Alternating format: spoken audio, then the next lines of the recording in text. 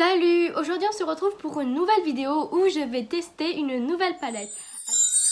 Alors cette fois-ci ça ne sera pas une palette de chez Action mais une palette de chez Révolution Pro. Je l'ai prise cette palette puisque lorsque j'ai commandé le calendrier de l'Avent de chez Révolution, il y avait cette palette en même temps.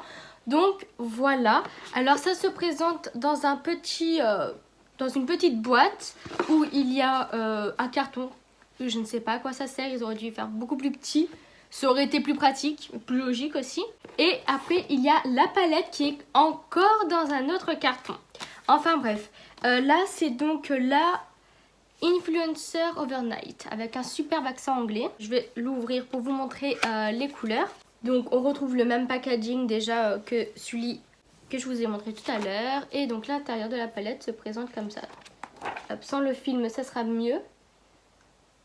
Et je sais pas si vous pouvez le remarquer, mais par exemple là, le violet, le vert et violet, on retrouve un peu les mêmes teintes en face à face, mais version irisée, pailletée. Donc je trouve ça plutôt cool. C'est un petit peu original, j'ai encore jamais eu de palette comme ça. Et les couleurs, je les trouve quand même vachement belles. Après, ce qui m'a un petit peu, pas choquée, on va peut-être pas abuser, mais vous voyez, tous les emballages sont roses. Mais l'intérieur est un genre de jaune doré. Donc j'ai pas trop compris pourquoi. Mais bon, c'est qu'un petit détail. On va regarder, c'est donc la pigmentation des fards. C'est pas la première fois que je teste une palette de chez Révolution. J'avais celle-ci, donc de chez Révolution. C'était la... C'était quoi son nom? La Forever Flawless. Donc je vais vous montrer l'intérieur pour qu'on puisse bien comparer. Donc vous voyez, les teintes en soi, ça n'a rien à voir. J'ai été assez déçue de la pigmentation de cette palette. J'ai pas trouvé très bien. Donc c'est pour ça là, je mise beaucoup sur celle-ci. Après ce que je me dis c'est que là c'est de la gamme Révolution Pro. Donc je m'attends quand même à une certaine pigmentation. Peut-être pas une pigmentation de malade, mais quand même à une meilleure pigmentation que celle que j'ai déjà.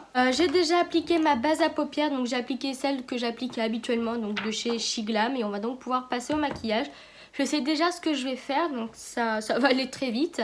Je prends dans un premier temps un petit pinceau, donc il a un petit peu fluffy, mais en même temps un petit peu boule, pour prendre la couleur. Oui, du coup, il n'y a pas de nom.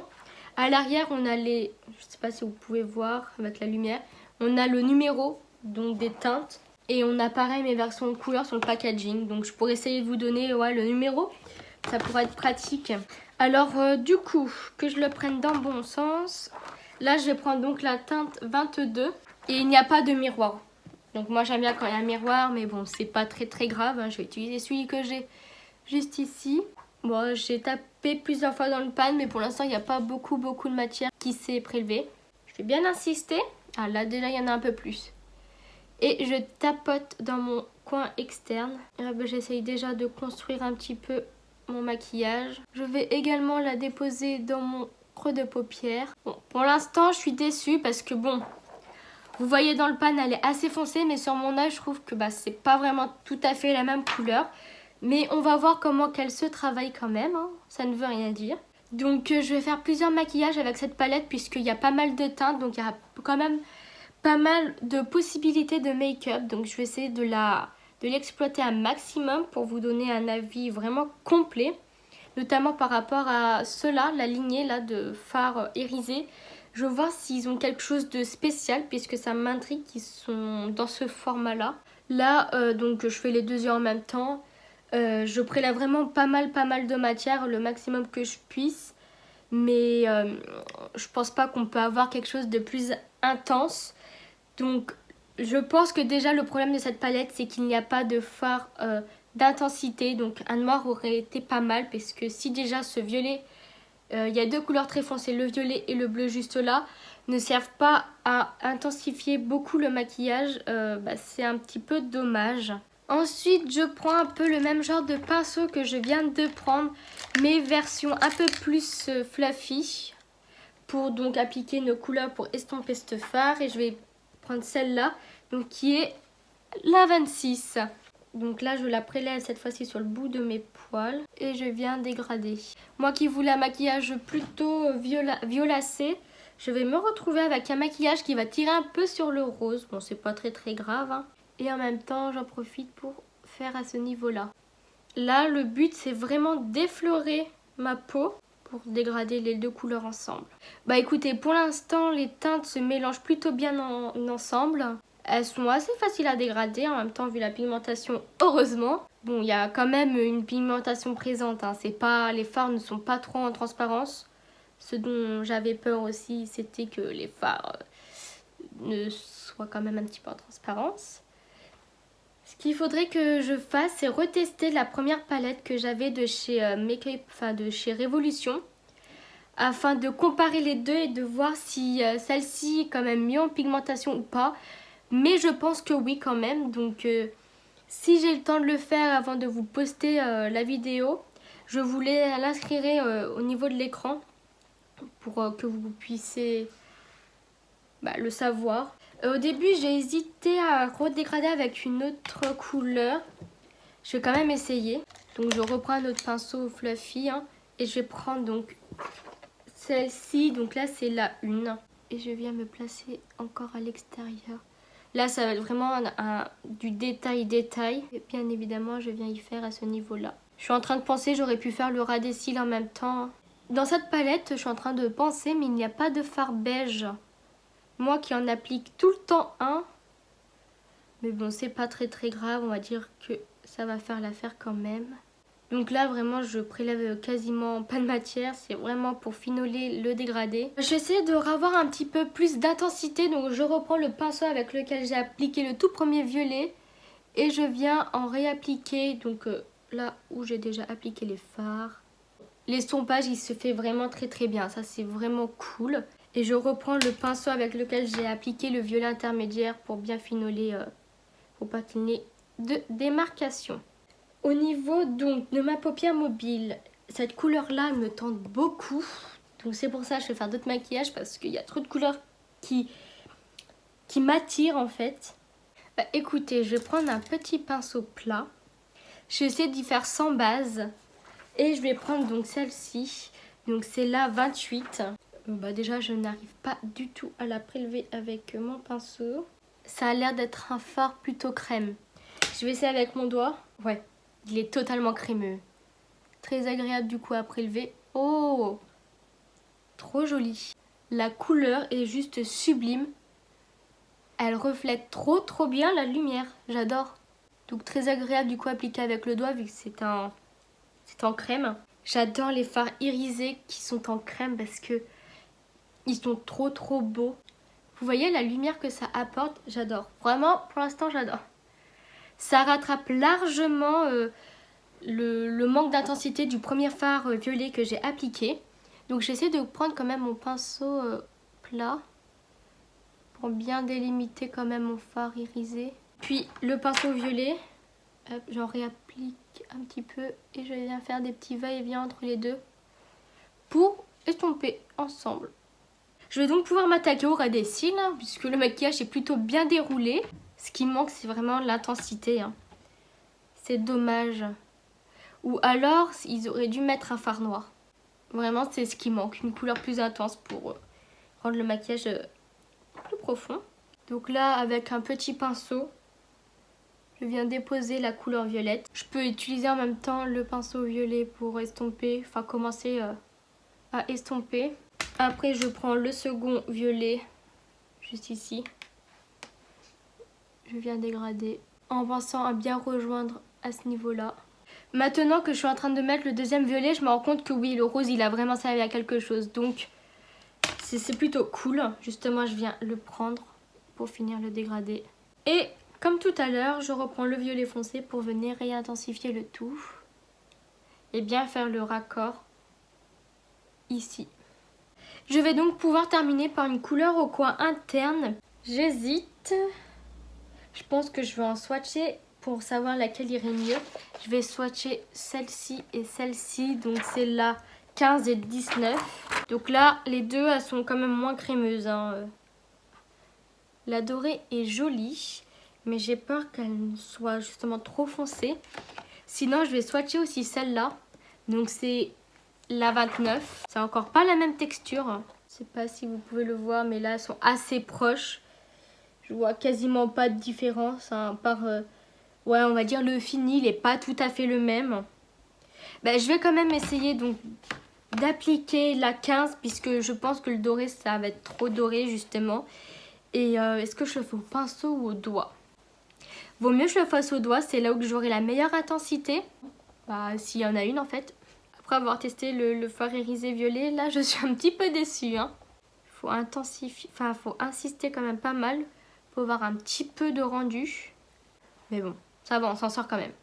La texture d'un fard fait beaucoup par rapport à son rendu. Je vais mettre mon mascara, faire mes lèvres et je vais venir pour vous montrer le résultat. Et voilà le résultat fini. Alors du coup, je ne vais pas vous donner mon avis maintenant. Je vais attendre de faire un second maquillage avec cette palette pour vous dire un peu plus en détail. Mais bon, vous l'avez compris. Enfin, vous avez un petit peu compris ce que je peux en penser pour le moment. Alors, j'ai quand même rajouté un crayon violet dans ma muqueuse supérieure et inférieure, donc de chez Yves Rocher. C'est le crayon Kohl qui est en teinte 05 prune et sur mes lèvres, donc j'ai appliqué un rouge à lèvres mat de chez Nocibé en teinte mat nude. Bon bah c'est un mat qui est nude. Et par dessus j'ai appliqué un gloss donc de chez Miss Den, donc transparent avec des petites paillettes.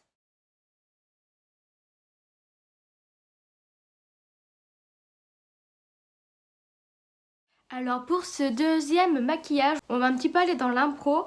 J'ai une petite idée de ce que je vais faire, mais je pense que le reste du maquillage, je vais un petit peu faire, oui, comme ça, sans réfléchir. Alors je commence à prendre un petit pinceau qui à mon avis va être trop gros, donc je vais en prendre un plus petit, voilà, vraiment plus petit.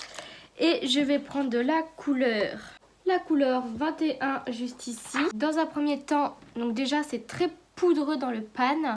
Je viens l'appliquer en oblique au niveau de mon coin externe.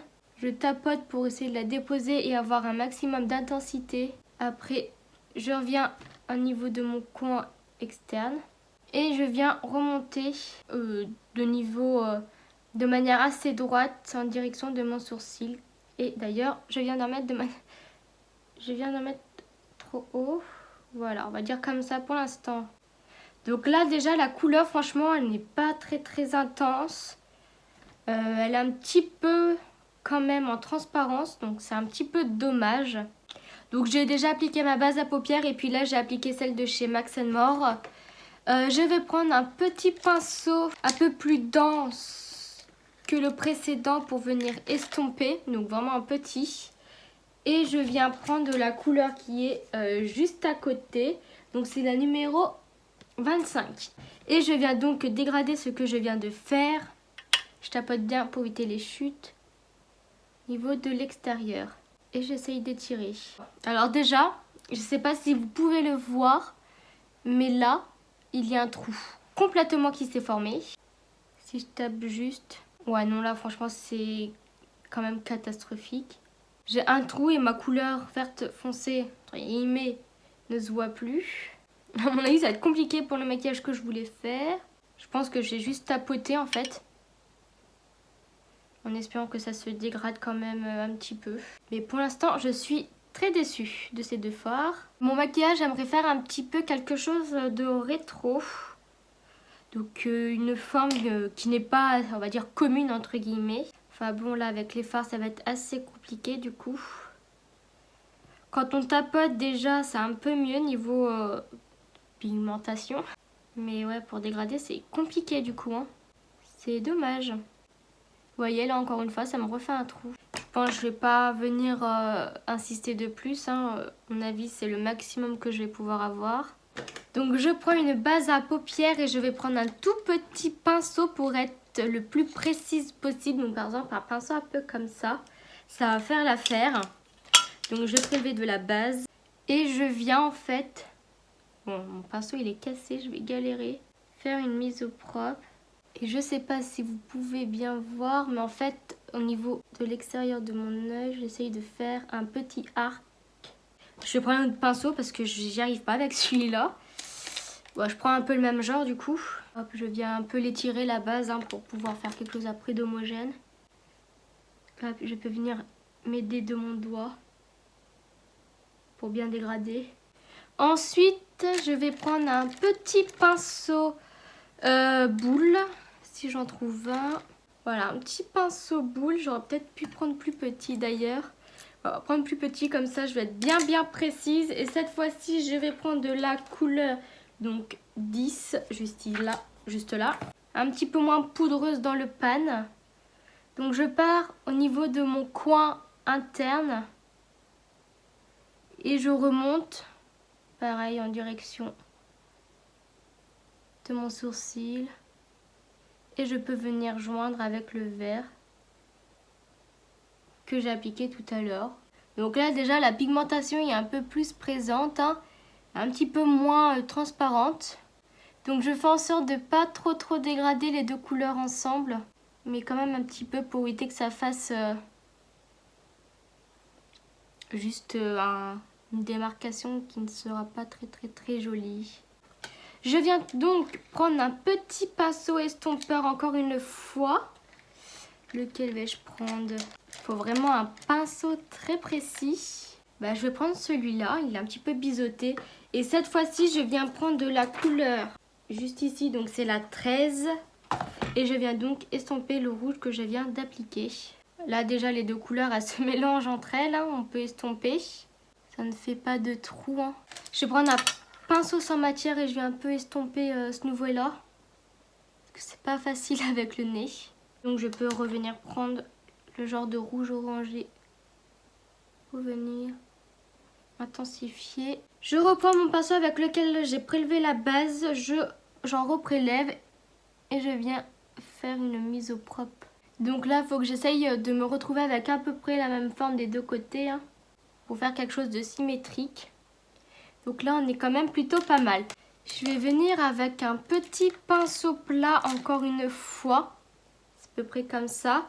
Et je vais venir prélever la grande couleur, donc juste ici. Donc c'est la 32. Et je vais venir l'appliquer là où je viens nettoyer du coup ma paupière. Je prends bien mon doigt pour bien estomper la base et que il n'y ait pas des amas de base à un endroit et pas à un autre. Déjà au pinceau, elle a un petit peu de mal à se prélever. Je viendrai tester au doigt pour voir ce que ça donne. Donc quand je viens sur les côtés, c'est là où je dois le plus, on va dire, me concentrer pour faire quelque chose de droit. Et de ne pas déborder sur les autres couleurs. Alors là, je l'applique au doigt, elle n'est pas plus que ça crémeuse. Par contre, sur mon doigt, là, il y a bien de la matière. Ouais, il n'y a pas trop de différence en appliquant avec le doigt ou avec le pinceau. Par contre, ouais, c'est assez compliqué d'avoir quelque chose d'uniforme. Il faut bien insister pour que ça soit opaque partout. Mais ça reste très joli quand même. Hein. La couleur est vraiment jolie. Alors, donc me voilà avec la couleur d'appliquer. Je sais pas qu'est-ce que je fais au niveau de mon ras des cils inférieur. Est-ce que je remets les couleurs que j'applique ici en bas ou est-ce que j'utilise une autre couleur? C'est la question que je me pose. J'ai bien envie d'essayer de mettre un bleu mais j'ai peur que ça fasse...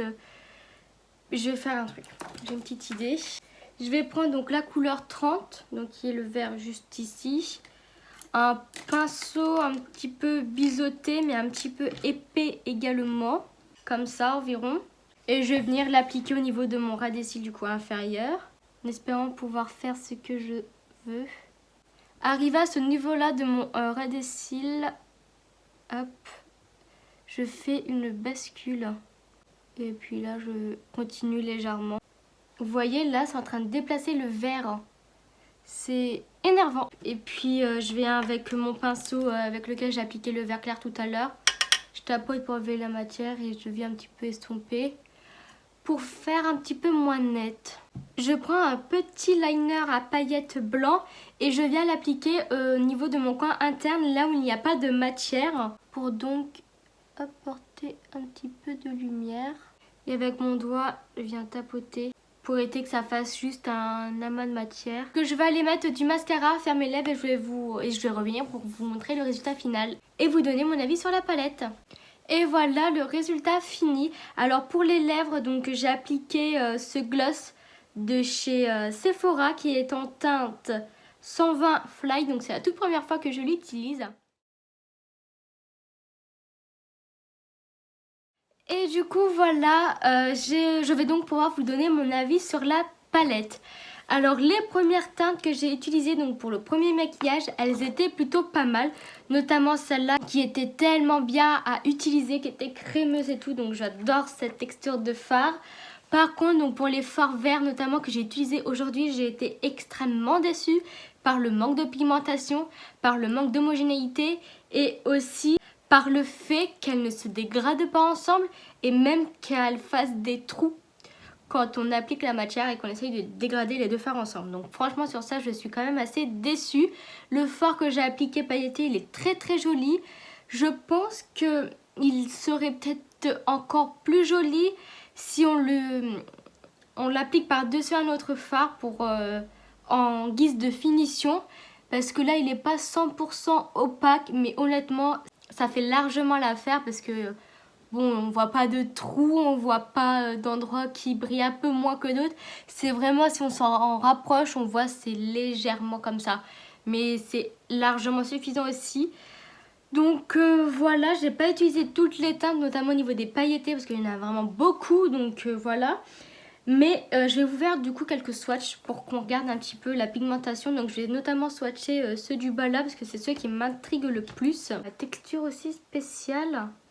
Oh, très joli. Quand même assez poudreux hein, pour un fard de cette texture. Très joli. Le bleu là, foncé qui m'intrigue. Oh, canon. Je sais pas si on pouvait peut-être pas voir, mais il a des paillettes. Des paillettes peut-être violacées ou quelque chose du genre. C'est très très beau. J'ai l'impression qu'il n'y en a qu'un qui est crémeux dans la palette. Oh, elle est jolie aussi. Et le dernier, je vais utiliser le rouge. Elle est très douce à appliquer, pas 100% opaque. Donc je suppose du coup que toute cette ligne là de rectangle, ce sont des fards qui vont pas être 100% opaques, donc appliqués avec par-dessus un autre fard pour peut-être le sublimer davantage. Mais sinon, oui, ils sont quand même plutôt jolis. Hein. Après, un autre bémol d'ailleurs que je peux souligner, c'est là les deux bleus. Personnellement je ne vois pas énormément de différence. Il y en a un qui est un peu plus froid que l'autre, mais sinon ouais, non, il n'y a pas vraiment de différence. Donc du coup pour l'instant je peux dire que je suis assez déçue en globalité de la pigmentation. Je m'attendais à quelque chose d'un peu mieux. Mais bon, si on regarde le prix de la palette comparé au nombre de fards, franchement c'est vraiment cool. Et du coup on peut bien évidemment ne pas s'atteindre à une pigmentation absolue. Après la palette elle est vachement bien pour celles et ceux qui veulent commencer à utiliser la couleur, donc qui sont un petit peu débutants dans ce domaine, donc qu'il n'y aura pas vraiment de possibilité de se louper, de faire des gros amas et impossible à estomper. Après oui il y a 2-3 fards du coup, notamment le vert qui est pas foufou à utiliser, donc peut-être juste en aplat, mais s'il faut commencer à le dégrader c'est peut-être à éviter. Mais bon, j'ai quand même une bonne impression sur cette palette, donc je vais continuer à l'utiliser afin de tester tous les fards qu'elle propose. Et donc voilà, je vais donc pouvoir vous laisser sur cette vidéo. J'espère qu'elle vous aura plu, on se retrouve pour une prochaine vidéo. Bye!